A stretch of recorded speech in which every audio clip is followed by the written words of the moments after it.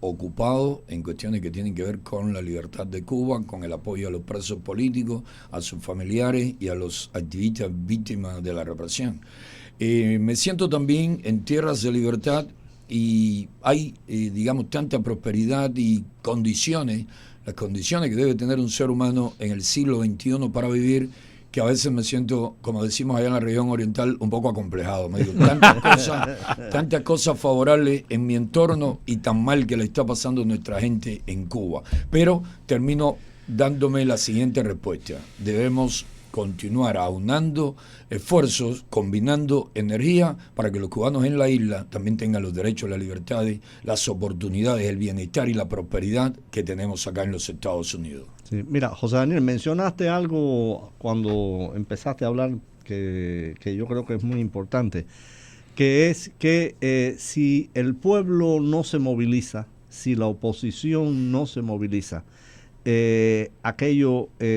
la represión es tal, además las dificultades económicas, porque las dificultades económicas operan también contra la libertad, contra la capacidad de reunirte, te tienes que preocupar todo el día qué vas a comer, entonces todo eso ahí se limita. Pregunta, ¿crees que en las actuales circunstancias, sobre todo con el escándalo este que está andando del juicio al ex ministro de Economía Alejandro Gil Fernández, ¿tú crees que el régimen, la cúpula del régimen está en peligro en este momento? Sí, la cúpula del régimen corre muchísimo peligro y quienes primero lo saben son precisamente ellos, y te voy a decir por qué. Esto no es que me lo he inventado yo, no es que sea fruto de análisis lógico sobre la realidad nacional, es lo que dicen los propios agentes de las fuerzas represivas del régimen. Por ejemplo, en los últimos meses en Cuba, en 3 ocasiones oí decir a agentes de la policía política, de hecho, me lo dijeron a mí, que ellos eran conscientes, siempre que yo le argumentaban de que al régimen le quedaba muy poco tiempo en el poder, ellos terminaban dándome la razón de que ellos eran conscientes, y usaban la terminología marxista-leninista, ¿no?, de que ellos eran conscientes de que las condiciones objetivas para el fin de la revolución, lo que ellos llaman revolución, nosotros sabemos que es una tiranía oprobiosa, criminal, que las condiciones objetivas, los factores objetivos para que la revolución cayese estaban dados, pero que ellos sabían que los factores subjetivos no estaban dados porque la población prefería irse del país antes que enfrentarse a la revolución. Así, de sincero, fueron en diferentes momentos, cada uno con sus palabras, 3 oficiales de la represión, de la policía política, en discusiones, en debates que teníamos. ¿Por qué cito esto como ejemplo? Porque cuando ellos te dicen eso de manera independiente, es porque ese es el análisis que le han transmitido desde el alto mando. Oye, esto está en candela. Esto, si el pueblo se motiva, nos tumban en menos de una semana. Por eso, precisamente, te puedo afirmar de que corren muchísimo riesgo y de que por eso es necesario activar acciones constantemente que den confianza a la población, que motiven a la población, que alienten a la población, que animen a la población a conquistar sus derechos y sus libertades, porque cuando los factores subjetivos, como ellos dicen, estén ya en función de la conquista de la libertad y la democracia, no duren, repito, una semana en el poder. José Daniel, yo sé que tú, porque te conozco bien, eres un hombre muy, muy modesto, y siempre que te hago esta pregunta en privado, me lo dices así en relación al trabajo que ha desarrollado el UNPACU, una organización a lo ancho y largo del país, es decir, en toda la provincia hay presencia del UNPACU, la Unión Patriótica de Cuba. ¿Tú crees que en la cabecita de esos oficiales y el alto mando de la policía política dice, bueno, ok, ya salimos de José Daniel, lo mandamos para allá? ¿Tú crees que ellos hayan sentido un alivio en el cálculo que hayan hecho diciendo, bueno, si sacamos a José Daniel, pues sacamos un factor importante? Y la pregunta que tenía Andrés en ese sentido, creo que iba por ahí. ¿Cómo ahora lograr articular en medio de este desastre en el oriente de Cuba? ¿Cómo articular para que esas condiciones subjetivas de las que los personeros del régimen hablaban pueda darse cuando están casi al final? ¿Cómo tú lo ves? ¿Qué es lo que habría que hacer? Sí, mira, para ello hacerme salir de Cuba o conseguir que yo saliese de Cuba, de cierta manera fue una victoria pírrica, porque no fue una victoria real. Conmigo habían 4 opciones, como con otros presos políticos, como es el caso, por ejemplo, de Félix Navarro, Luis Manuel Otero, Michael Osorbo o Castillo. Y hay siempre para ellos 4 opciones principales. Una, matarte en prisión. No matarte directamente dándote un tiro en la cabeza, sino contagiándote con una enfermedad mortal grave o dañando tu salud lentamente. Sí, progresivamente o haciendo que termine incluso enfermo completamente de tipo mental, que pierdas tu conciencia, que pierdas tus habilidades, afectarte para inutilizarte, para acabar contigo tanto física como mentalmente. Esa es una. La otra opción es mantenerte en prisión, bajo presión todo el tiempo, pero mantenerte en prisión por el tiempo que sea necesario, según las necesidades del régimen, de la tiranía. La otra opción, ponerte en libertad por las presiones del mundo y del activismo opositor. La cuarta opción, hacerte salir del país. La tercera, que te acabo de mencionar, liberarte y enviarte para tu casa, en caso como el de José Daniel, el de Félix o los que te mencioné anteriormente, es la peor opción para el régimen, porque es el lugar donde debíamos estar y es el lugar donde hemos querido siempre desarrollar nuestra lucha. La opción de dejarnos en prisión es muy peligrosa cuando se trata de presos muy conocidos y muy dinámicos y activos dentro de la prisión por las presiones internacionales que genera. La de matarte es un riesgo que corren, lo hacen, lo han hecho, lo van a continuar haciendo, pero también es un riesgo grande que corren en cuanto a la reacción internacional. Recordemos la reacción que tuvo la comunidad internacional, incluso personas muy a la izquierda que fueron muy cercanas al régimen, cuando Orlando Zapata murió en una cárcel del régimen. Raúl Castro incluso llegó a tal nerviosismo que terminó liberándonos a todos los del grupo de los 75 en un acuerdo que hicieron con el entonces presidente español José Luis Rodríguez Zapatero a través de su canciller Miguel Ángel Moratino y con la mediación del cardenal Jaime Ortega de la Iglesia Católica. La opción última, en que salgas al exilio, es después de liberarte y que te quede en Cuba, es la más difícil para ellos también. Depende también de la persona que sea. Si es alguien que sale al exilio y ahora se va a concentrar, porque el exilio no es color rosa todo. Hay que trabajar, hay que esforzarse, vienen nuevos retos, la familia reclama tiempo, demanda recursos.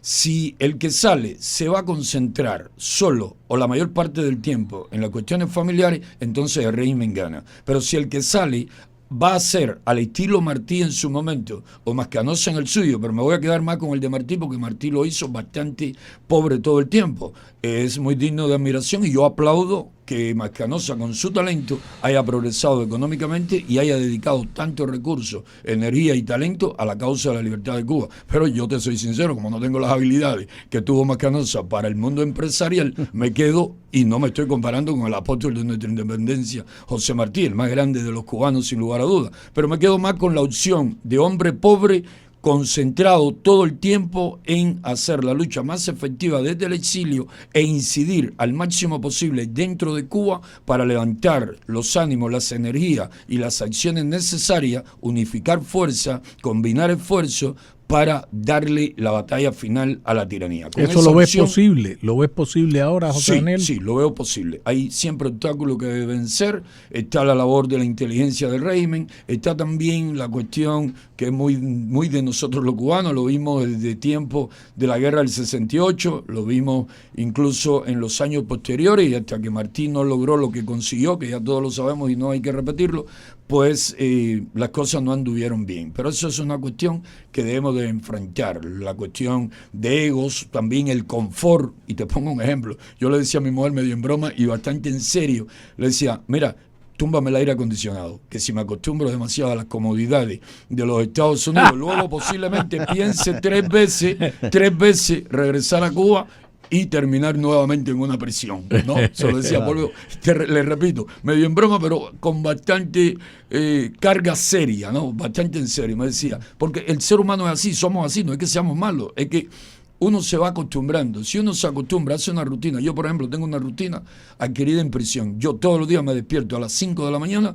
aunque me haya acostado a las 3 de la mañana. A las 2 horas me despierto. ¿Por qué? Porque sobre esa hora, incluso antes, tenía que despertarme, no solamente en la prisión, que te despiertan con los ruidos, con las campanas, con toda la bulla, porque te despiertan incluso a golpes si no te quiero bajar de la cama, como lo hicieron a mí en muchas ocasiones, sino porque en la calle también tenía que despertarme antes de que fuese el horario de los posibles asaltos a mi vivienda para proteger computadora, teléfono, dinero y todo lo necesario. Sí, vamos de Don Paco y tenemos ya conectado a nuestro habitual resistente. Primer bate. El primer bate, el hombre que descifra la política cubana. Napo, ¿cómo anda? ¿Cómo estás? Un saludo, José Daniel. Alegro que estés ahí. Estuve en tu recibimiento, en tu llegada ahí en la fundación, pero nada, había tantas personas que en otro momento nos veremos personalmente y hablaremos. Un gusto, la verdad. Me alegro que estés aquí en el programa y en Miami. Gracias, mi hermano, gracias. De hecho, hay arduo en deseo de darte un abrazo porque siempre te hemos estimado y querido muchísimo. Así que te enviamos el abrazo ahora a través de este medio. Oye, yo sé. Rolando, bueno, tenemos a José Daniel todo a lo largo del programa hablando de muchos temas que sobre todo los más importantes los hemos puesto siempre en esta mesa de trabajo. Me gustaría que empezaras por lo último que ha ocurrido en Cuba, entre tantas cosas, que comenzó el segundo juicio contra el ex viceprimer ministro del régimen y ex ministro de Economía, Alejandro Gil Fernández, también en el Tribunal Popular de Marianao, y el despliegue de la seguridad del Estado, ya tú sabes, a puerta cerrada, no entró nadie. ¿Qué se ha sabido de esta historia?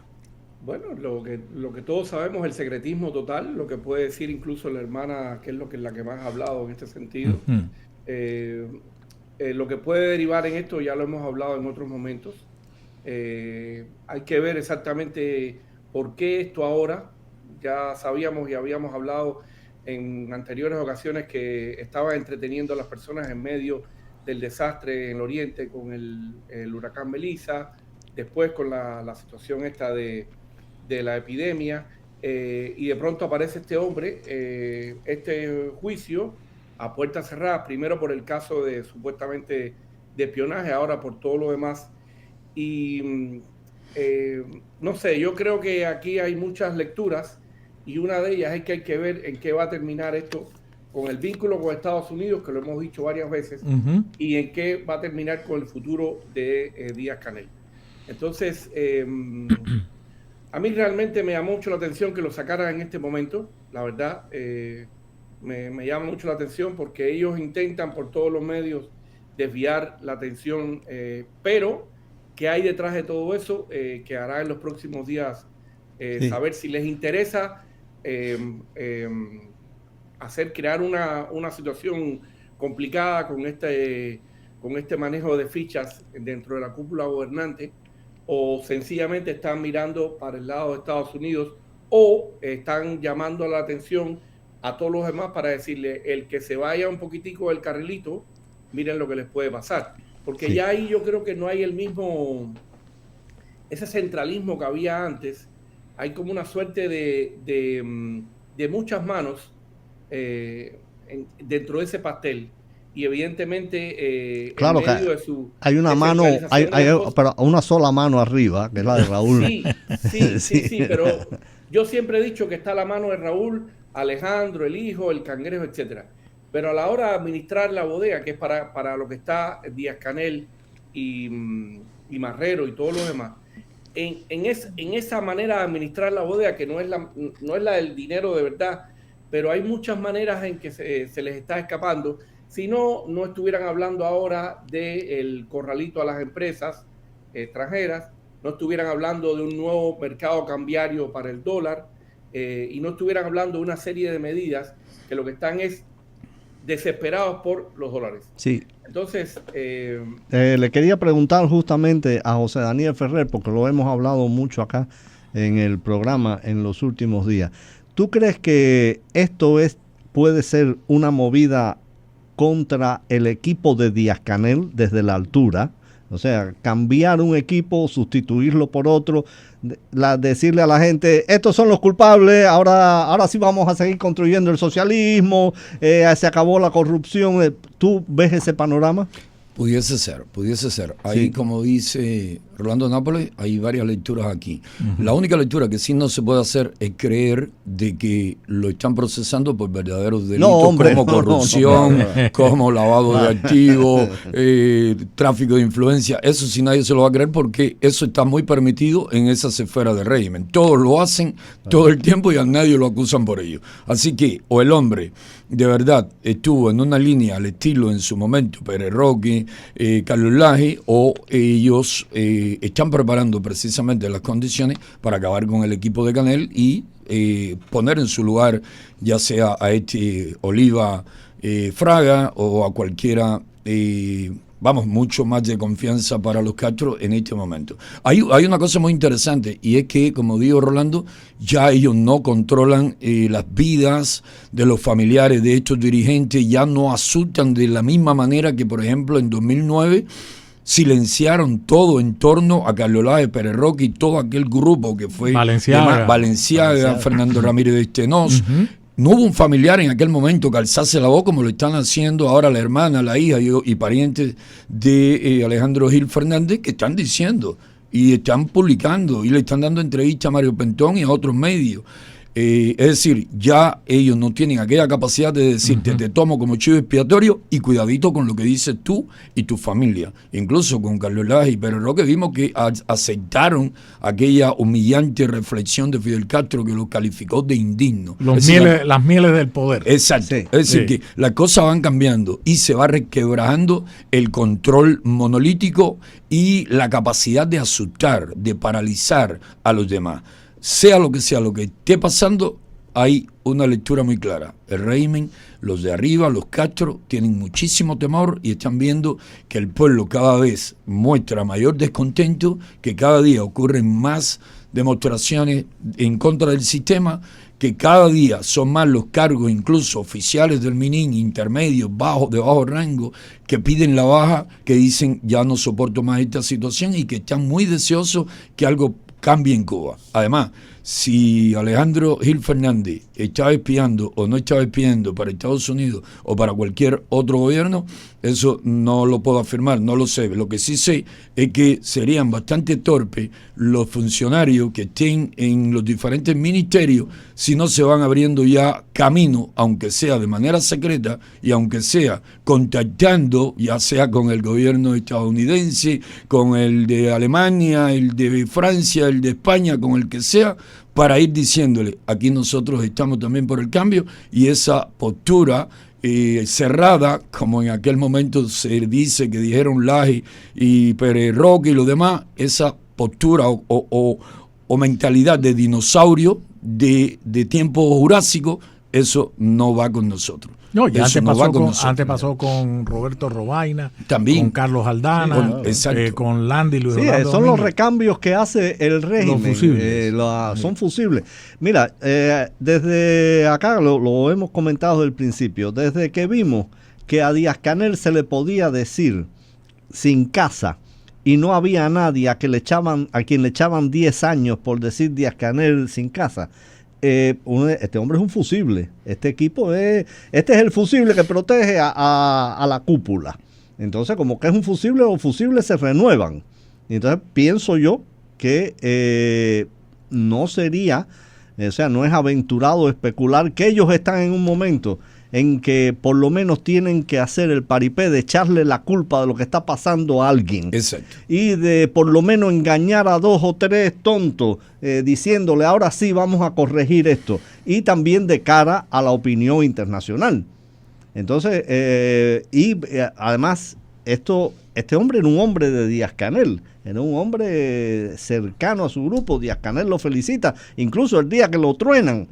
Hay ahí un vínculo. Y otra cosa que hemos visto, no sé si tú coincides con eso, es que justamente en toda esta crisis de Melissa, como que a Díaz-Canel lo han dejado solo, aparece solo. Antes aparecía a veces Ramiro Valdés por un lado, aparecía Machado Ventura por otro, no, pero lo han dejado solo.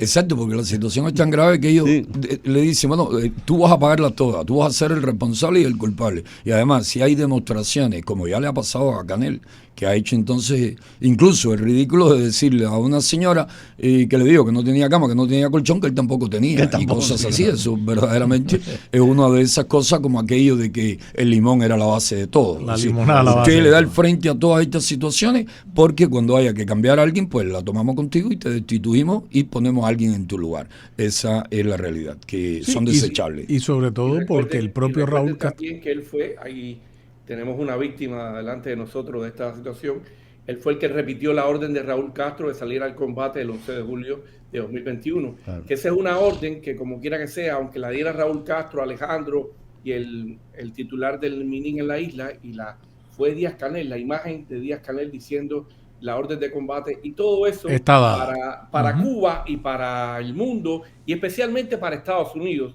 Yo creo que esta jugada también, lo vengo insistiendo hace mucho rato, también tiene que ver algún guiño con Estados Unidos, ya sea o porque quieren congraciarse, quieren decirle a Estados Unidos, mira, estamos haciendo cambios, o sencillamente quieren decirle a Estados Unidos, ustedes son los mismos de siempre, que es el espionaje, etcétera, etcétera. No, pero por ejemplo, si tú lees Granma hoy y Cuba Debate, todo es contra Marco Rubio, es decir, todos los articulistas Marco, ellos saben que tienen a Marco ahí enfrente. Pero ellos juegan con la cadena, pero no con el mono. Ellos le podrán decir de todo a Marco Rubio, pero ellos saben hasta dónde pueden llegar y están desesperados. Porque en estos momentos, por ejemplo, para hablar del tema de la pandemia, acaba de revelar un modelo matemático en la Universidad de La Habana que la tendencia es que va a crecer el tema de la pandemia, de la epidemia de chikungunya en Cuba. O sea, lo está diciendo, lo acaba de decir la televisión cubana. Y ellos evidentemente no tienen manera de controlar eso. Entonces están desesperados porque si no hubieran hecho en medio de todo esto una feria de La Habana con 4 gatos que fueron y con este hombre dando una serie de medidas supuestamente de flexibilidad, que si los inversionistas extranjeros pueden ahora comprar libremente combustible, que si pueden contratar directamente, o sea, están desesperados y el mayor desespero es llevarse bien con los muchachos de la Casa Blanca, sea Marco Rubio quien sea. Si mañana Marco Rubio y el presidente de Estados Unidos, Donald Trump, dicen, ok, vamos a ver qué nos dicen, van a salir corriendo. Porque la situación, y José Daniel lo sabe mucho más que yo, él acaba de publicar en el canal de YouTube la denuncia de la esposa de un expreso político de Wilmer, creo que fue, y la declaración de esa mujer demuestra la situación que hay en estos momentos, una situación desesperada. Entonces, ¿cómo lo van a controlar? No pueden, no tienen respuesta para eso. La única respuesta es que Estados Unidos le tienda un puente. Y hay que ver si la administración Trump lo va a hacer. No lo creo, pero sí, lo hemos hablado en esta mesa, la crisis humanitaria ya es a gran escala. Y ahora que vengamos a la pausa para que José Daniel nos cuente un poco de eso, porque él está en permanente contacto con la gente de la isla, con la gente de a pie, la gente que lo sufre en carne propia. Rolando, no te... José Daniel ya lo vio ya, que está en la lista de las cuentas en la red social X. Sí. Que están directamente ahí, que les ha dolido a la dictadura. Al régimen cubano. Desde el 2011 lo pusieron ahí hoy. Les duele. Les duele tu verdad. Claro que le duele. Sí. Claro que le duele, por eso queman incluso a tantos de sus agentes constantemente con calumnias, difamaciones de todo tipo, y por eso no descansan las 24 horas del día atacando. Pero ahí siempre aplicamos la frase de Miguel de Cervantes en El Quijote: Sancho, si los perros ladran es porque andamos. Así es. Yo quería decir también que en el tema de la ayuda, incluso en los últimos días hemos visto videos que ha publicado José Daniel en sus redes sociales con el tema de la ayuda que han recibido gracias a él y a todo el movimiento del UNPACO aquí en el exilio. Y de verdad la situación allá en Cuba es dramática. Dramática porque, por ejemplo, en el caso de la epidemia, hoy acaban yo creo que por primera vez las autoridades cubanas dicen que tienen que reforzar el tratamiento al tema de los bebés. Estaba hablando incluso, tomaron una experiencia internacional en Brasil de que la mortalidad en los bebés menores de 3 meses de nacido con el chikungunya es de un 10%. y deja muchas secuelas. Eso te quiere decir que evidentemente cuando tienen una reunión como esta y empieza a dar este tipo de información, primero lo hacen por la presión de las denuncias en redes sociales de los cubanos, de los activistas, de los líderes de la oposición como José Daniel, de los medios independientes. Y segundo, porque si dicen 10% o dicen 3 fallecidos, ya sabemos que la cifra es el doble. Y evidentemente todo esto lo que está demostrando una vez más que ese pueblo sigue necesitando de esa ayuda, de esa intervención humanitaria, de esa emergencia humanitaria internacional, porque ese régimen no tiene respuesta. Esa epidemia se le fue de control. No sé qué dirá José Daniel, que él conoce mejor que yo la realidad en Cuba. Es así, tiene toda la razón. Incluso se está viendo parte de hasta dónde llega la tragedia. Han estado muriendo y siguen muriendo niños, bebés, incluso un ahijado, una madre santiaguera de esos tantos, cientos, miles de santiagueros que asistíamos y que seguimos asistiendo ahora de manera más discreta, de manera más individual, de manera directa. Y perdió el niño hace poco, perdió el niño de meses de nacido. Ella nos había escogido como padrinos a mi esposa, la doctora Nelly Maray, y a mí, y nos llamó llorando en una crisis tremenda diciéndonos: perdí a mi hijo, se me murió el bebé por el virus. Pero este es uno de los tantos casos, ancianos. Hace poco incluso publicamos un video de una parte del país que no es la que peor está, no está nada bien, pero la capital siempre ha tenido ciertas cuestiones, ciertas cosas donde le va un poquito mejor que al interior y donde le va mejor que al oriente del país, que es donde más graves están las cosas en este momento. Y murió un hombre, un video que publicamos, y eso son simples muestras, esa es la punta del iceberg. Lo que está pasando en realidad, nunca, por mucho que se publique, podemos ilustrarlo, podemos documentarlo tal y como en realidad sucede, ocurre. Murió sentado en una silla, ahí está el video.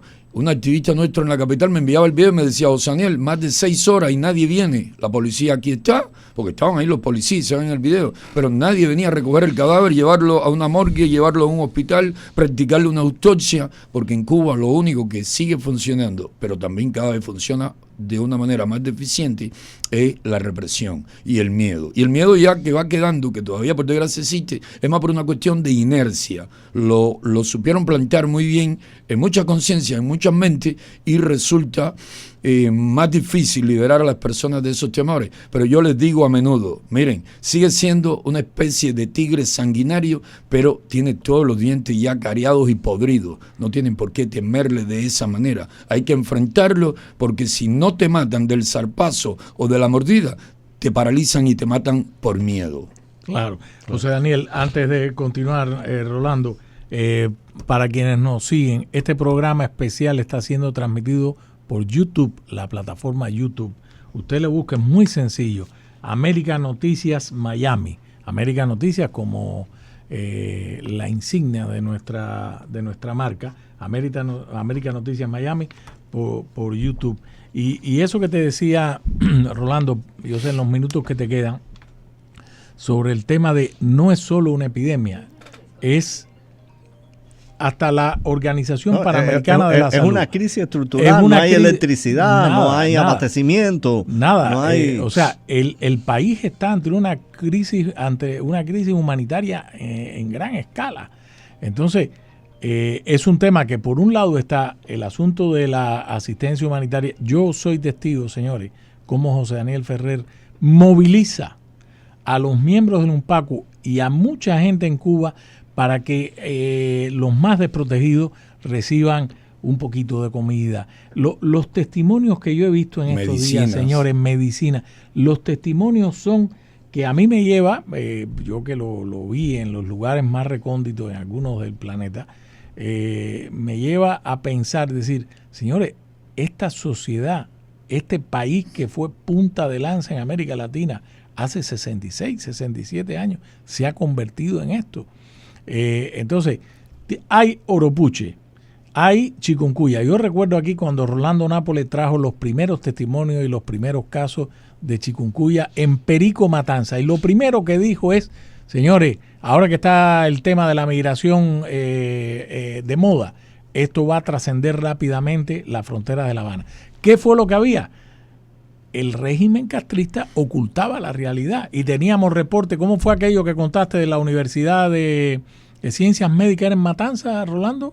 Que le ponían cama a la gente, no podía salir. Bueno, tuvieron que poner, en la Universidad de Ciencias Médicas tuvieron que poner una sala ahí para poder poner a la gente, porque no daba abasto los hospitales en Matanzas. 169 municipios de Cuba, los 169 municipios, incluyendo la isla de Pino, en todos hay presencia de estos virus. Oropuche, dengue, chikungunya, una variante de Omicron, Zika nos reportaron el otro día. Zika. Exacto. Mira, y lo curioso es que, o sea, Daniel decía una cosa, él lo vio más que yo. La situación en Cuba en estos momentos es tan grave, y lo hemos dicho aquí, que cada día la élite esa que está por encima de estas cosas es cada día más fina.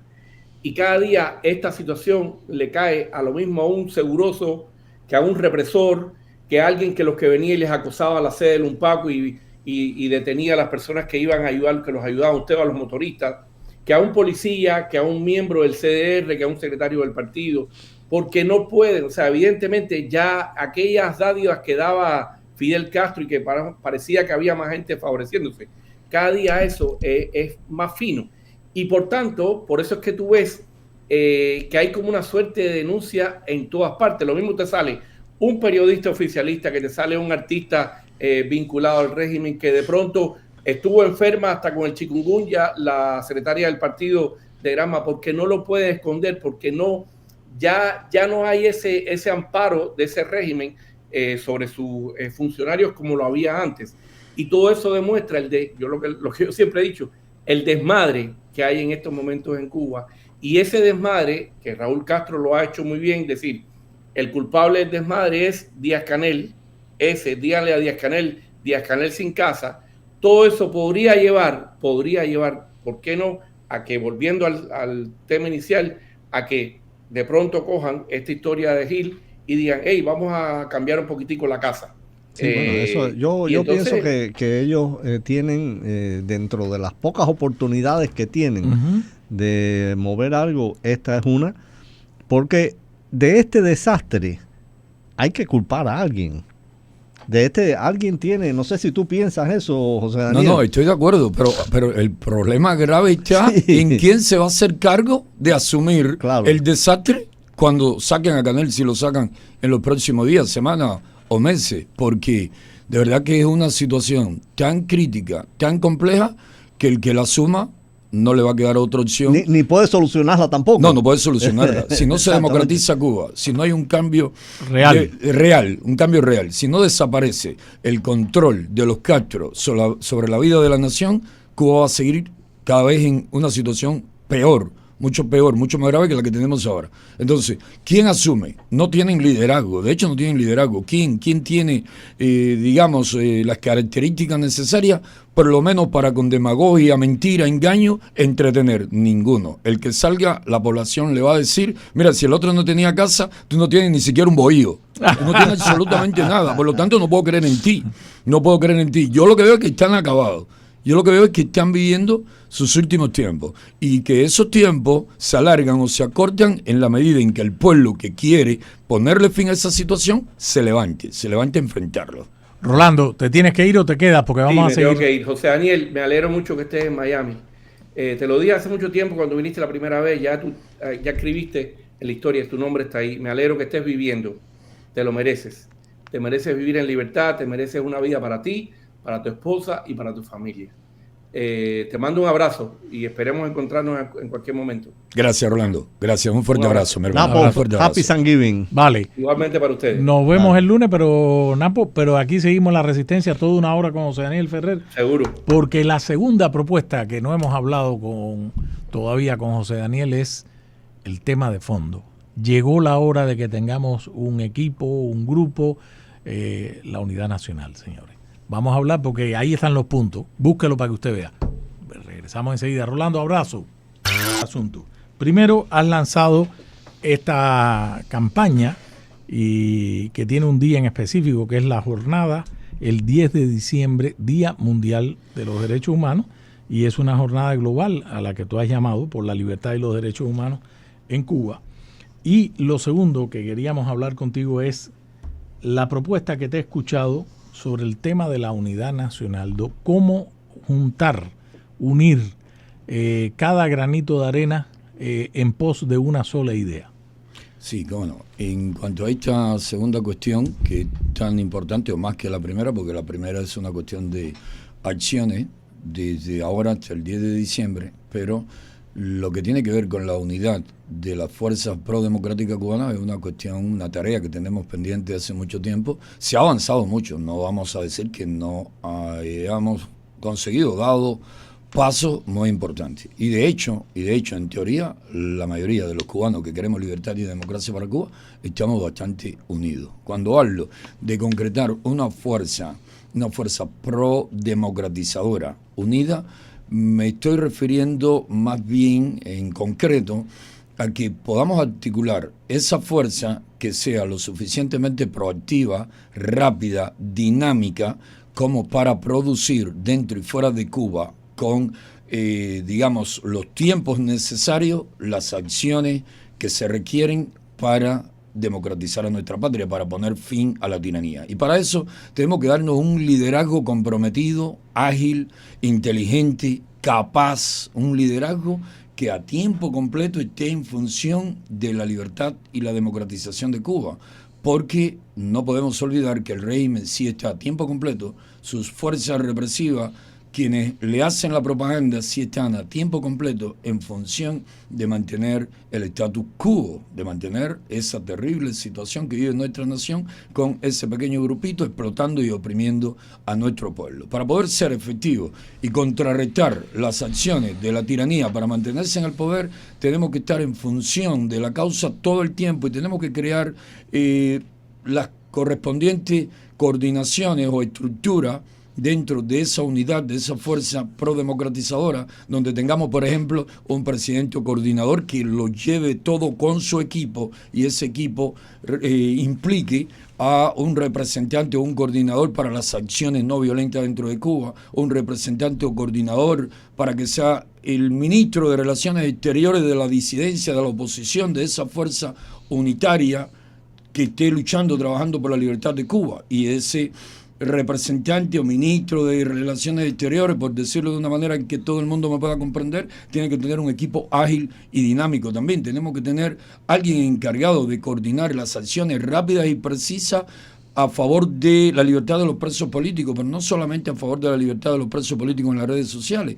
Hay que ser efectivo a la hora de ayudar a todos los presos políticos que haya que ayudar, a la hora de alentar y apoyar a los familiares, porque ahora mismo hay más de 1.000 presos en Cuba y ¿cuántos nombres se oyen a menudo? Unos 20, unos 30, unos 40, la inmensa mayoría, a menos que no sea en las campañas, en las redes sociales, que son muy importantes y las apoyo todas, no se le siente por ningún lado porque el familiar ni siquiera se comunica con la oposición, con los grupos de derechos humanos, con las personas que están monitoreando lo que pasa en las cárceles de Cuba. Y ahí se genera una especie de desánimo, de falta de las energías suficientes dentro de las prisiones, dentro del territorio nacional, para hacer que la lucha se incremente, crezca, se fortalezca por toda parte. Cuando el desánimo, cuando la desinformación produce desánimo, hasta el valiente termina tímido. Cuando la información y las condiciones de la lucha crean entusiasmo y levantan los ánimos, hasta el tímido termina valiente. Y eso es lo que necesitamos, que hasta los tímidos, los temerosos, terminen siendo valientes defensores de la libertad y la democracia de Cuba. Tenemos que tener también una estructura para acciones humanitarias, y todas esas estructuras deben de contar con el personal capacitado, rápido, dinámico, proactivo para hacer bien el trabajo. Y necesitamos también una tesorería, porque se necesitan recursos para poder cubrir todas esas labores que acabo de mencionar, y otras que sin duda tenemos que tener también presente, que no podemos olvidar. Y esa tesorería debe de estar en estrecho vínculo con todas las demás partes para responder de inmediato con los recursos necesarios, ya sea para una medicina para un preso político o para mandar 5 millones de octavillas para regar por toda Cuba, o para comprar la pintura necesaria para llenar de grafiti toda la nación, o para movilizar y crear la red de comunicaciones necesaria para que manifestaciones que puedan surgir en cualquier momento en Cuba, como la del 11 de julio, no terminen paralizadas en cierta medida por la desinformación, porque el régimen tumbó la internet de inmediato en toda Cuba, o por la combinación de desinformación y represión. Para cubrir todas esas cosas hay que llegar a un punto donde nos pongamos de acuerdo y trabajemos en conjunto, porque ningún grupo puede conseguir la fuerza necesaria para poner fin a la tiranía. La fuerza la vamos a tener cuando trabajemos juntos, porque sin duda, como vengo diciendo, juntos vamos a ser más efectivos, vamos a ser más fuertes. Entonces, José Daniel, porque esta idea, y tú y yo lo hablamos con muchas veces y tenemos puntos en común con una propuesta que tenía nuestro buen amigo Marcel Felipe, presidente de la Fundación Impiramérica y del Museo Americano de la Diáspora Cubana. Tú lo que estás proponiendo, José Daniel, hablando en plata, es un pacto de la oposición. Exacto. Es un pacto para crear un equipo coordinado en la dirección que tú acabas de apuntar. Un pacto. ¿Y qué se necesita? O sea, hay que hablar con los distintos. Acá hay actos. Señores, la gente dice que no. Aquí hay gente muy valiosa en este exilio. Muy valiosa. Muy valiosa. Y en la isla más. Acaba él de mencionar, por ejemplo, a Berta Soler, Ángel por decir Moya. Un nombre. A Ángel Moya. Félix Navarro está en prisión. Cicia Bacal está en prisión. Saíli Navarro está en prisión. Y muchos otros. Luis Manuel Otero Alcántara. Michael Osorbo, Castillo. Y otro que se menciona poco, pero que son muy efectivos y valientes. Y aquí en el exilio también, acabas de mencionar, lo veníamos hablando, Rosa María Payá, Orlando Gutiérrez Boroná, toda la Costa, toda la Asamblea por la Resistencia, la Brigada Más por Cuba, la Fundación Nacional Cubano-Americana, la Fundación de Derechos Humanos. Es decir, hay material humano, hay talento. Yo lo que siempre, ahora que oí a José Daniel hablando del tema de los fondos, señores, aquí hay multimillonarios, empresarios cubano-americanos. Es hora, y lo propusimos, lo hemos hablado, es hora de que creen un fondo. Los israelíes lo hicieron. Andrés y yo lo hemos compartido. Uno de los personajes que más yo admiré en la historia, Golda Meir. Oye, esa mujer fue a un teatro en Nueva York y dijimos, oye, nos van a dar un pedazo de tierra ahí. En 1948, cuando nace Israel como nación, cuando le dan ese pedazo de tierra al término de la Segunda Guerra Mundial y como una propuesta en la naciente Organización de Naciones Unidas. Entonces, lo que tú estás proponiendo es un pacto. Exacto. Y una coordinación, porque por ejemplo, pongo el ejemplo del 11 de julio. El 11 de julio fue un estallido espontáneo, un estallido que independientemente de que hubo líderes como tú que inmediatamente tomaron una acción, pero inmediatamente también fueron detenidos. Independientemente de eso, tomó a todo el mundo por sorpresa. Si ahí en ese momento hubiera habido una oposición orgánicamente organizada a nivel nacional y los diferentes grupos opositores hubieran tenido un programa de saber qué hacer en ese momento, a lo mejor hubiera cantado otro gallo. Totalmente de acuerdo. Incluso te explico algo sobre eso. Yo salgo solo con mi hijo a la calle porque desde temprano ya no teníamos comunicación con nadie. Nos tumbaron no solamente la internet, sino también la línea telefónica. Es decir, ni podíamos por WhatsApp o por cualquier otra aplicación de internet comunicarnos con los activistas. Tampoco podíamos hacerlo como una simple llamada. Estábamos totalmente desinformados. Solo que a través de algunos amigos, algunas personas nos decían, sí, las manifestaciones continúan, amigos. Bueno, hay que salir a la calle. Claro. Hay que salir a la calle porque no podemos quedarnos en casa. Ahora bien, si hubiésemos tenido en ese momento articulada, por ejemplo, una red de conexión satelital, ya sea con los equipos estos de Starlink, que nos hubiese permitido mantener la comunicación e informar a otras muchas personas, a otros muchos opositores, a los que se estaban manifestando incluso en las calles de diferentes pueblos y ciudades de Cuba, el régimen no hubiese conseguido tan fácilmente paralizar esa protesta que duraron principalmente 2 días. Claro, así claro. Es. Ahí hubo eso. A mi juicio ese fue, ese es un momento nodular en el cambio de la ecuación para el régimen. Si en un momento así los diferentes grupos opositores tienen un programa y una coordinación entre ellos para saber qué hacer. Yo que estoy en Santiago de Cuba hago esto, el otro que está en Pinar del Río hace esto, el otro, y aprovechar ese momento, porque no solo es movilizar a los activistas. Cuando la gente que está en su casa, a la población, que no se atreve a salir, claro, ve que hay 2 días de protesta en todo el país, la gente sale. Exacto, pero al estar incomunicado y no saber, claro, simplemente te detienen o están deteniendo y te están diciendo esto se acabó, obvio que tú dices, me voy a la casa antes de terminar preso por algo que no va a ningún lugar. Pero si sabes que sí va a feliz término hasta la meta que perseguimos, que es la democratización de Cuba, dice, no salgo de la calle, aquí continúo. Claro. Seguimos aquí con José Daniel Ferrer en este análisis de fondo, qué es lo que hay que hacer. José Daniel, yo te voy a plantear mi visión, que lo hemos tratado en esta mesa. José Daniel ha puesto en el tapete el tema de la coordinación entre todas las fuerzas opositoras al interior del país y aquí quienes están en el exilio. Hay un factor de cambio que es tan importante como eso, que se llama, y permítanme decirlo, y nos van a acusar a Andrés Reinaldo, a mí una vez más, de ser proanexionista o proamericano, lo que sea. Yo sí creo que el peso de los Estados Unidos en la ecuación es importante por lo siguiente. Importante, sobre todo en un momento el único país que en los últimos 67 años, con errores, con lo que fuera, ha estado al lado del pueblo cubano en estos 67 años es Estados Unidos. Incluso los personajes y políticos más débiles en el caso de Cuba. Todos. Entonces, lo que se necesita es la voluntad. La voluntad de decir, voy a ayudar a esta gente a ponerle fin a ese régimen dictatorial. Y lo digo por lo siguiente, lo digo porque esto no es un interés de José Daniel Ferrer, de los miembros del ONPACO, de Andrés Reinaldo o de Chicho el Cojo. Afuera y dentro de la isla. Esto es un asunto de un interés nacional para los Estados Unidos. ¿Por qué razón? Primero, esa crisis humanitaria a gran escala que se está desbordando en Cuba puede tener un efecto aquí en el sur de la Florida, en los Estados Unidos. Aunque las autoridades electas del condado de Miami-Dade están dormidos con eso. Ni se enteren. ¿Por qué puede tener un efecto? Señores, aquí hay 2 millones de cubanos. Nosotros los cubanos tenemos una representación política como nadie en Washington y en los estados, en el Congreso, a nivel local, etcétera.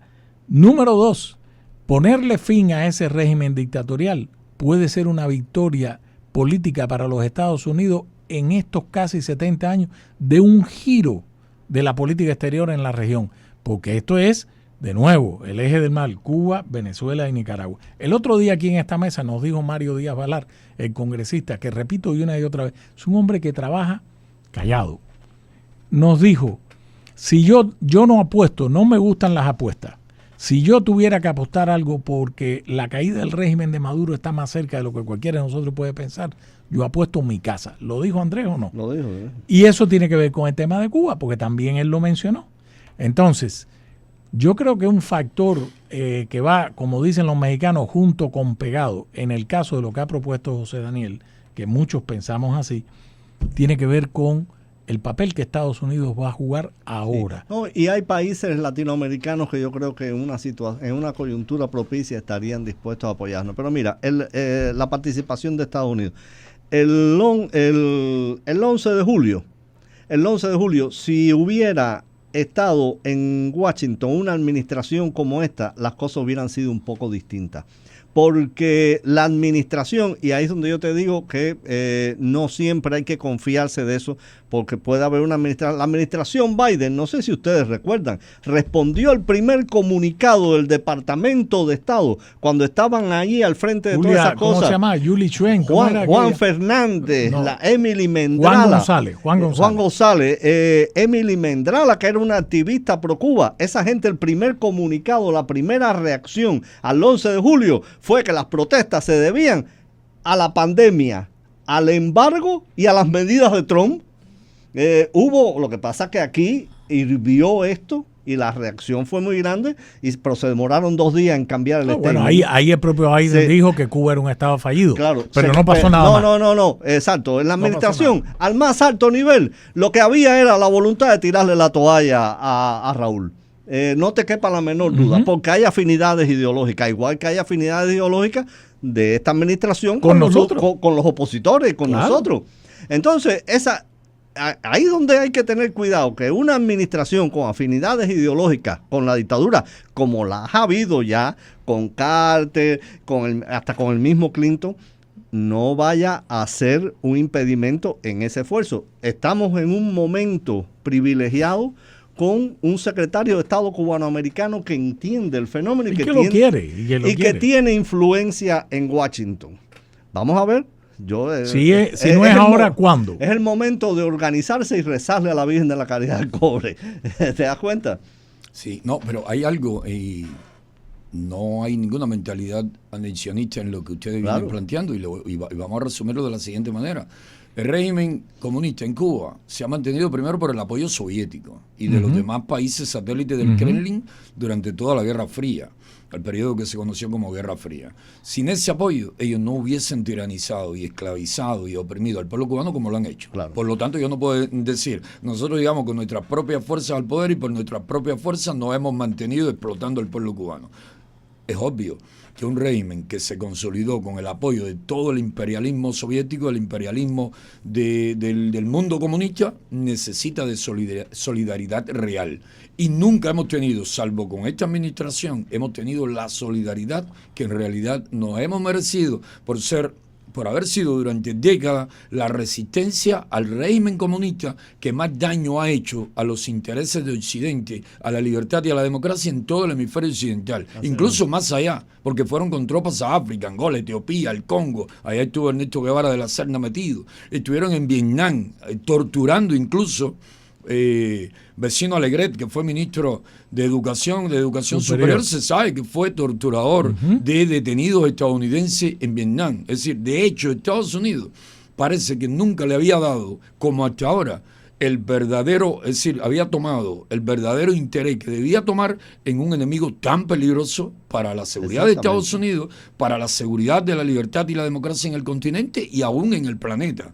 El régimen, con la supuesta acciones solidarias de médicos, lo que ha estado exportando no solamente personal médico para negocios, para obtener recursos económicos, ha estado exportando a agentes de influencia para influenciar entre las masas pobres donde van a asistir a dar atención médica para tener votantes para la extrema izquierda de esos países, ya sea en Brasil, ya sea en Venezuela, ya sea en América Central, Honduras, Guatemala, donde sea. Ellos van a hacer labor política más que labor humanitaria, más que labor médica, y eso nunca se había tenido tanto en cuenta como se ha tenido con esta administración. Y no solo eso, labor de empadronamiento, ese médico que tiene esa misión, cuando le entra un paciente, le pregunta si tiene familia en el ejército. Exacto. Si tiene familia policía, cuál es su posición política. Te duele el pulmón, pero ven acá, ¿qué te parece este gobierno? ¿Qué te parece el otro? ¿Cuáles son tus experiencias? Claro. Y de ahí sale empadronado ese paciente. Exacto. Y gracias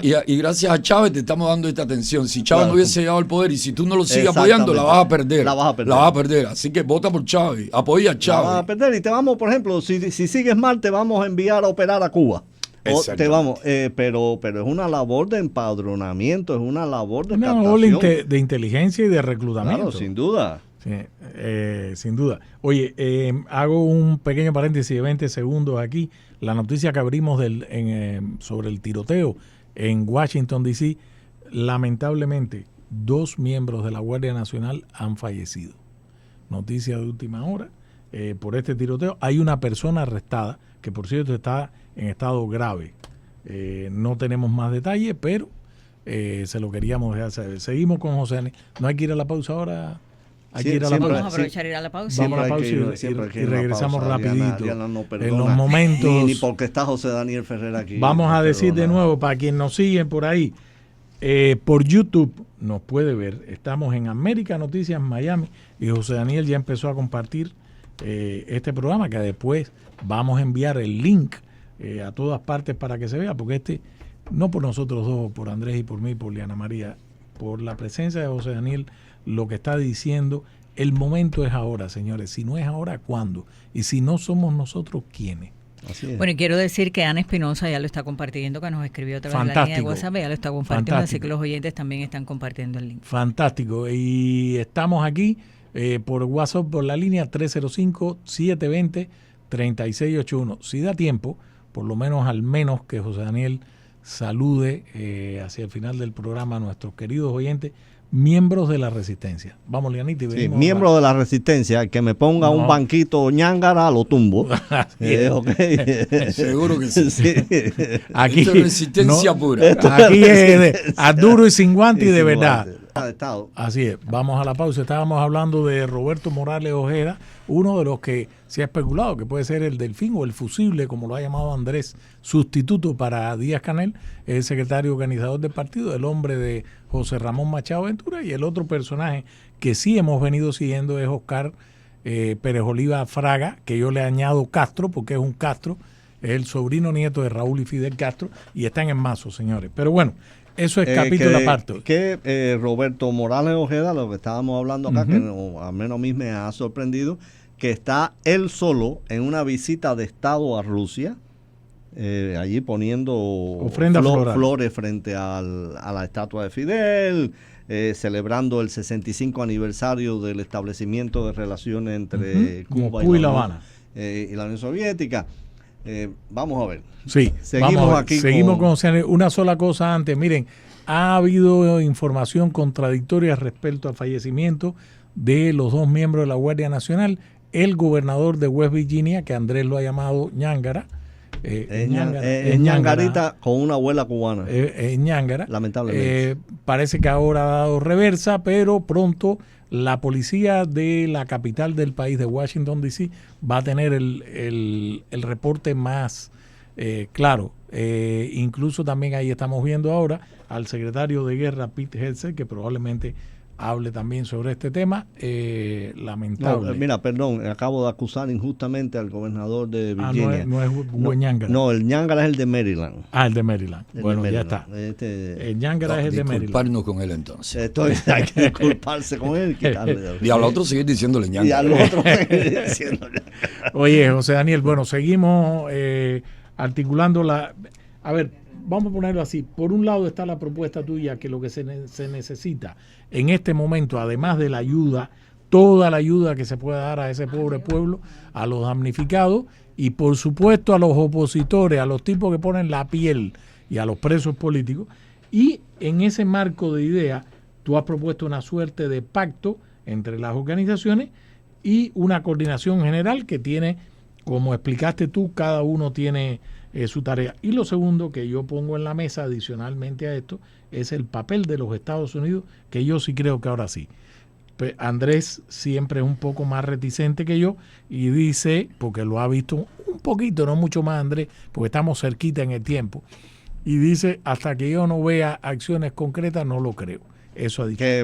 Pero hay que pensar que sí las van a tomar y sin duda hay que reconocer que este es un momento excepcional que la oposición debe aprovechar. Respecto a ti y a esa iniciativa, José Daniel, ¿te sientes optimista de que se puede llevar a cabo? Sí, porque la cuestión está en ser siempre audaz y proactivo. No puedes detenerte ante obstáculo ninguno. La opción más, diríamos, pragmática y más fácil de concretar sería ese pacto, pero vamos a suponer, creo que sí podemos lograrlo. Me dice qué por ciento a favor, qué por ciento en contra, te digo 70 a favor, 30 en contra, pero vamos a suponer que el 30% sea más de 30% la opción desfavorable.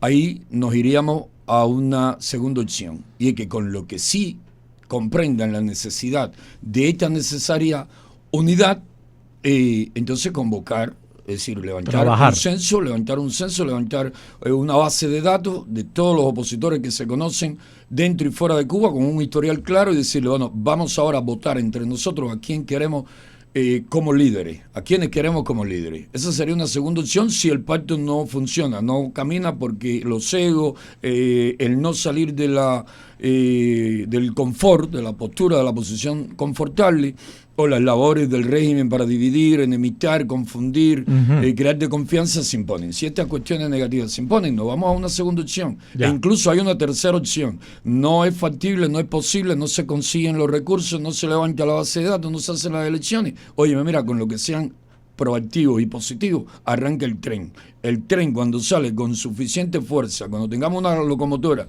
con suficiente caballo de fuerza, y eso la construimos en cuestión bastante rápida, y echemos a andar, el que no se monte en el tren verá que llegamos a la meta, que es la libertad y la democracia de Cuba, y ellos no jugaron el papel que Cuba esperaba que ellos jugasen, y van a quedar para la historia como los que se quedaron en el andén, así se le llama todavía a donde se espera el tren, en el andén, se quedaron en el andén esperando. ¿Has podido hablar, José Daniel, con...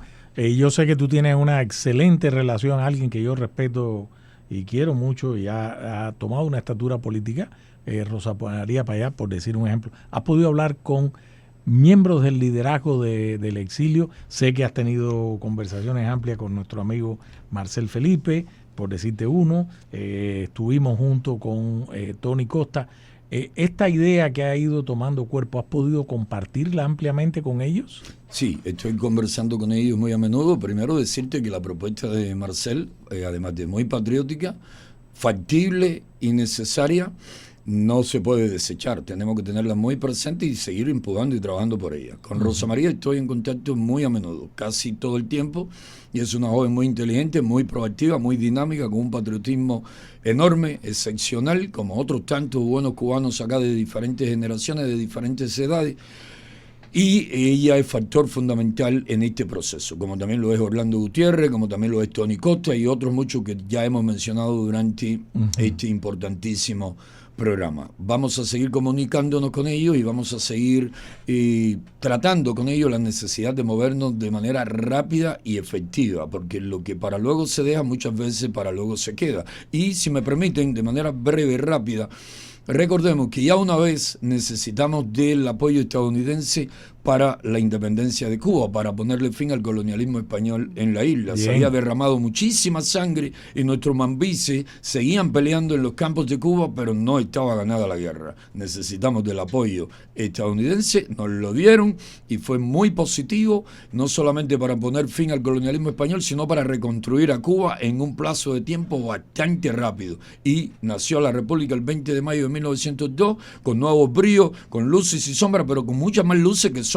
Y en cuestiones de pocas décadas teníamos una nación muy próspera y que tenía muchas cuestiones todavía que solucionar, pero estaba entre las primeras naciones en cuanto a índices sociales, educacionales, económicos, industriales, íbamos muy bien encaminados. Ahora, si queremos que Estados Unidos, que estoy como tú, estoy seguro, como ustedes, como ambos, estoy seguro de que su papel es fundamental, es de primer orden, de primera importancia para que democraticemos a Cuba. Si queremos que Estados Unidos nos dé mayor apoyo aún, todo pasa porque demostremos que sabemos ponernos de acuerdo, que sabemos consolidar esa fuerza unida pro-democratizadora dentro y fuera de Cuba. Claro, que haya una obra en progreso. En progreso, nadie apoya.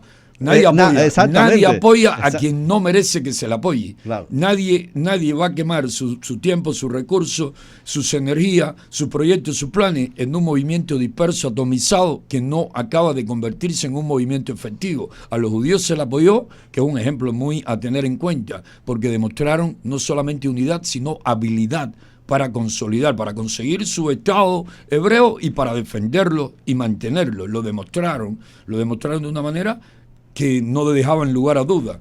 Y también vimos, por ejemplo, en Polonia, por poner otro caso rápido, el caso de Solidaridad. Solidaridad demostró que merecía apoyo, que merecía acompañamiento, porque le dieron la lucha en el frente social con una habilidad, con inteligencia, con determinación, con coraje, con valor al régimen comunista polaco. Si no demostramos eso, si seguimos dispersos, duplicando funciones, porque a veces todos hacemos 10 o 12 cosas que son muy importantes, pero descuidamos 30 o 40 que nadie está haciendo. Si no nos repartimos los roles y el mejor para cada rol en función de que se haga de la manera debida, no vamos a tener ni la fuerza necesaria para que nos apoye con mayor entusiasmo Estados Unidos, con mayor determinación, y mucho menos vamos a tener la fuerza necesaria para liberar a nuestra patria.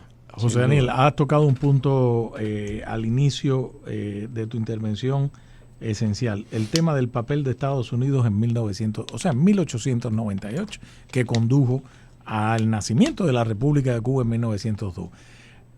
Mucha gente desconoce, y lo recuerdo porque está en el Museo Americano de la Diáspora Cubana, justo cuando empieza la exhibición permanente que tenemos allí sobre la historia del exilio cubano y sobre parte de la historia de Cuba. El papel, hubo un senador, búsquelo por ahí, el senador Teller. De Colorado. De Colorado. El senador Teller, cuando se dudaba apoyar a los cubanos, cuando el gobierno de los Estados Unidos dudó apoyar a los cubanos en su lucha por la independencia en 1898, el senador Teller fue al Senado y se buscó otros aliados y dijo, nosotros lo que tenemos que buscar el apoyo, porque ustedes recordarán que en la historia de Estados Unidos, apoyo de muchas mujeres, de muchos criollos cubanos. Para el proceso de la Revolución Americana fue, no diría que fue vital, porque no estuvo, pero fue significativo y quedó en la historia. Y Estados Unidos no, esos patriotas no olvidaron eso. Y el senador Teller dijo, nosotros vamos a apoyar a esos cubanos en un proceso para que alcance su independencia, pero no para que Estados Unidos intervenga en ese país y se quede manejando aquello como una colonia, como acaba de suceder históricamente en el caso de la metrópoli. ¿Y qué fue? Eso está ahí en la historia de Cuba, el PAP. Porque los castristas hablan de, que además ni entienden ni van al fondo de la enmienda Pla. Los castristas hablan del platismo, del anexionismo y esto. Pero no hablan del papel del senador Teller, que dijo, nosotros no queremos a Cuba para que Cuba sea un instrumento de la política exterior. Queremos estar allí, y estuvieron 4 años, y nosotros le vamos a entregar todo. Fue el periodo de crecimiento. Hubo carreteras, Andrés, hubo todo. Bueno, estamos hablando en el inicio, en el albor del siglo XX. La administración norteamericana en Cuba, en esos años iniciales, en materia de educación, de salubridad, de infraestructura, fue importantísima. Y con la enmienda Pla, los castristas obvian la cuestión fundamental de la enmienda Pla, es que fue derogada mediante el proceso democrático mismo del pueblo cubano. Claro. Y mediante el acceso del pueblo cubano a una mayor conciencia democrática, nacionalista, etcétera. No hubo que fajarse a tiro con los americanos para que la enmienda Pla se fuera abajo, ni mucho menos. Señores, el hombre se llama, búsquelo en la historia, que a veces esto no aparece en los libros castristas de historia. Ni José Daniel, ni Andrés, ni Liana María, ni yo lo vimos cuando dimos la historia castrista que nos enseñaron. Henry Moore Teller murió en 1914, senador por Colorado. Jugó un papel importante al pasar la famosa enmienda Teller, que prohibía al gobierno de los Estados Unidos que ejerciera un tipo de, escuchen ustedes, soberanía, jurisdicción o control sobre Cuba, excepto para la pacificación y desarrollo de la isla. Eso fue lo que pasó en esos 4 años. La enmienda Teller, una ley que fue promulgada creo que en el mismo 1898. Bueno, vamos a ver si nos llevamos una enmienda parecida ahora. Vamos a abrir después los micrófonos para que saluden a José la Resistencia salude a nuestro cualquier ñángara va para afuera. Invitado Andrés especial. tiene una tijera grande ahí. Ñángaras no, los ñángaras tienen su Radio Rebelde. Sí, los ñángaras tienen libertad de expresión, que hablen lo que pero quieran. No por aquí. Pero no por aquí. Sigamos. De regreso con nuestro invitado especial de hoy, José Daniel Ferrer, líder de UNPACO. Hemos pasado ya casi 1 hora intensa y 2 horas intensa y reveladora. Y querías comentar algo de José Daniel y después pasamos a los micrófonos para que te saluden los miembros de la Resistencia. Sí, mira, quería referirme a algo que también el régimen ha ocultado y ha manipulado, ha mentido mucho sobre ello, y es que esos patriotas cubanos que en una votación muy cerrada terminaron aceptando la enmienda Platt porque no le quedó otra opción de momento, pero siguieron luchando para que fuese eliminada y lo consiguieron ya en la década, a principios de la década del 30. Esos mismos patriotas cubanos que no se dejaban ningunear, que no se dejaban manipular por nadie, que defendían sobre todo la libertad, la soberanía y el bienestar de nuestra tierra, de nuestra patria, consiguieron a través de aquel pacto, aquel tratado que se conoció como Hay Quesada, de que Estados Unidos reconociese la soberanía de Isla de Pino como parte del territorio cubano, que le pertenecía a Cuba. Y lo consiguieron ellos. Esos patriotas cubanos que defendían, repito, los intereses del pueblo cubano, nunca cayeron en lo que sí han caído los comunistas, que mandaron, por ejemplo, cubanos a morir y a matar, a derramar sangre de cubanos engañados en continentes tan lejanos como África, para quedar bien con el imperialismo ruso. Los rusos le decían, yo te sostengo, te mando armas, asesores, te subsidio con petróleo. Y tú me das carne de cañón. Y tú me das sangre cubana para que vayan a hacer mis guerras, la guerra del comunismo internacional en África, en América Latina y en cualquier parte. Los comunistas han contado muy mal la historia y esos detalles a menudo hay que estarlo recordando. Sin duda. Así es. Vamos a abrir ¿A quién tenemos por ahí? Rapidito porque... Tenemos a Leo el bombero.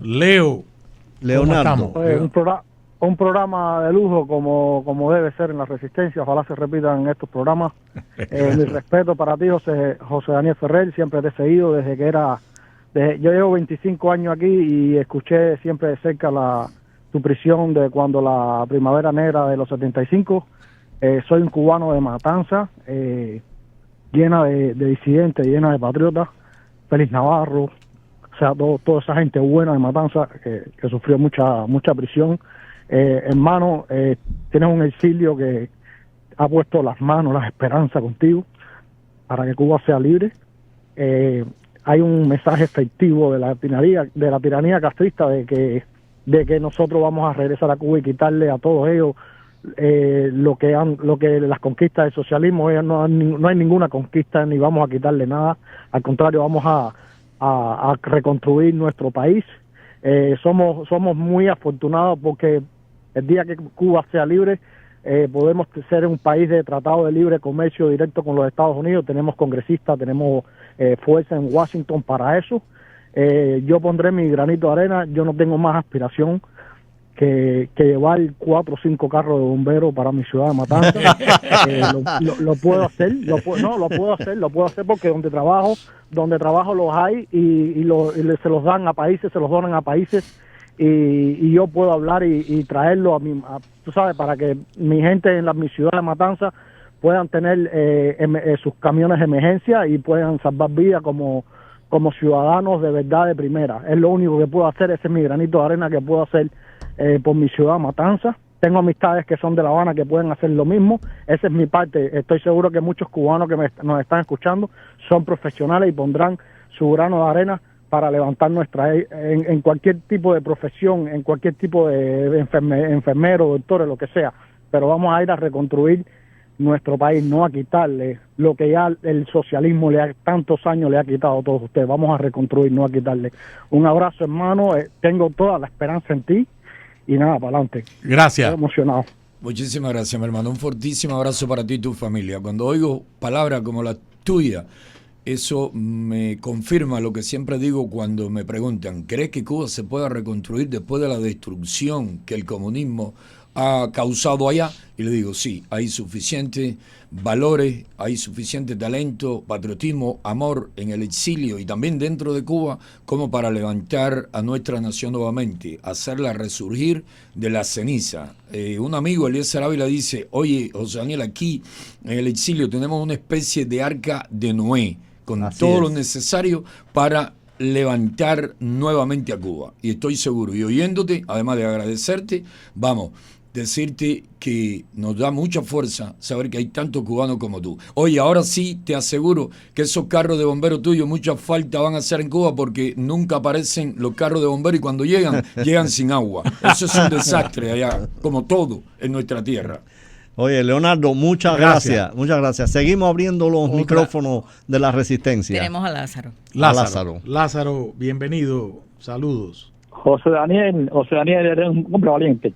Oíste, ya lo he demostrado muchas veces. Te quiero decir a todos ustedes, que había un señor que podía ser el líder de Cuba. Lo mataron, así a descaro, que era allá, Sardiña. Es un hombre valiente también. Sí, por eso sí, te escuchamos. Te escuchamos, Lázaro. Te escuchamos, Lázaro, sí.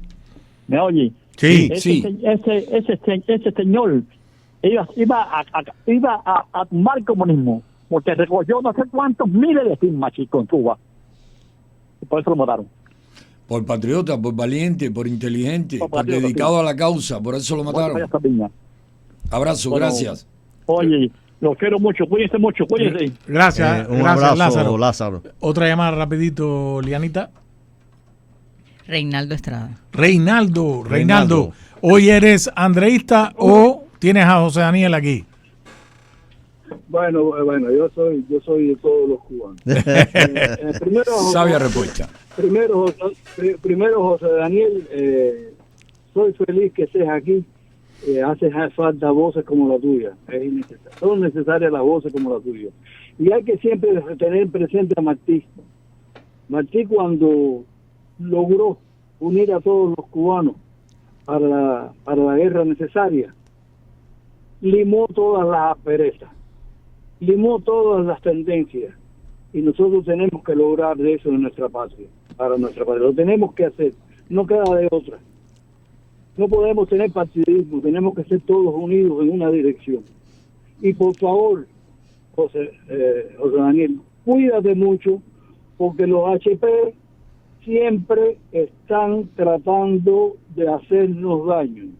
Recordemos a Mascanosa, recordemos a tanta gente que ellos han asesinado, porque Mascanosa lo mató, no cabe la menor duda, por sus métodos, pero lo hicieron. Y tú cuídate mucho, porque voces como la tuya la necesitamos. Gracias, Reinaldo. Reinaldo, gracias. Abrazo. Un abrazo, no pierdas el camino, ¿ok? Muchísimas gracias, amigo. Muchísimas gracias. Un fuerte abrazo. Y hay muchas personas también escribiendo que quiero dar a conocer. Marcela, desde Jacksonville, dice: para José Daniel, quiero expresarle mi más profundo respeto y admiración por su valentía, resistencia y tus inquebrantables valores. Tu lucha por la libertad de Cuba es un ejemplo de esperanza y coraje para todos. Que Dios te bendiga, te fortalezca y sane todas tus heridas, tanto físicas como la del alma, y te colme de paz y fortaleza en cada paso de tu camino. Amén. También me solidarizo con su familia. Muchísimas gracias. Muchísimas gracias, amiga. Omar Ruiz también estaba. Omar Ruiz nos escribió que te manda un saludo. Omar siempre está ahí oyéndonos. Un gran amigo, un gran hermano de lucha. Mi abrazo fraterno para él y su familia. Así es. ¿Tenemos más llamadas? Y también, no tenemos llamadas, pero tenemos WhatsApp. Sí. Danilo dice: si miles de cubanos nos hicimos ciudadanos americanos y juramos lealtad a Estados Unidos, ¿qué diferencia sería para nosotros que Cuba de una forma u otra forme parte de Estados Unidos, llámese anexión o como quieran llamarle? Para mí sería unir mis dos patrias. Gracias y felicidades de todos. Mis respetos a José Daniel Ferrer. Saludos para él. Muy bien. Un fortísimo abrazo también. Bueno, nos quedan ¿cuánto? 2 minutos. Ajá, sí. 2 minutos. José Daniel, te cedemos, Andrés y yo, los 2 minutos para cerrar este programa, que no va a ser el primero ni el único.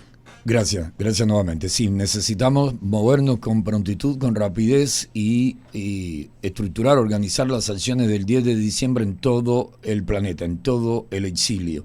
Para eso hay que pedir permiso. De hecho, a todo el que pueda que se comunique, por favor. Mi número está en mis redes sociales, en las redes sociales de Lompacu, para acordar cómo solicitamos permiso, dónde nos manifestamos, ya sea en Nueva York, Washington, Houston, Austin, Madrid, Bruselas, Ginebra, Estocolmo, en todas partes, y apoyar al máximo posible a quienes van a estar realizando acciones dentro de Cuba. Y lo otro, el mensaje permanente: tenemos que articular esa fuerza unida que logró Martí en su momento, que haga posible la pronta liberación de nuestra patria y reconstrucción de nuestra tierra. Cuba está muriendo, el comunismo la ha venido matando y hay que salvarla ya, de inmediato. un fortísimo abrazo a todos y si no lo hacemos ahora, nos vamos a lamentar después. Así es. Ha sido José Daniel Ferrer, que hemos tenido un programa espectacular en todos los sentidos, con un programa ilustrador,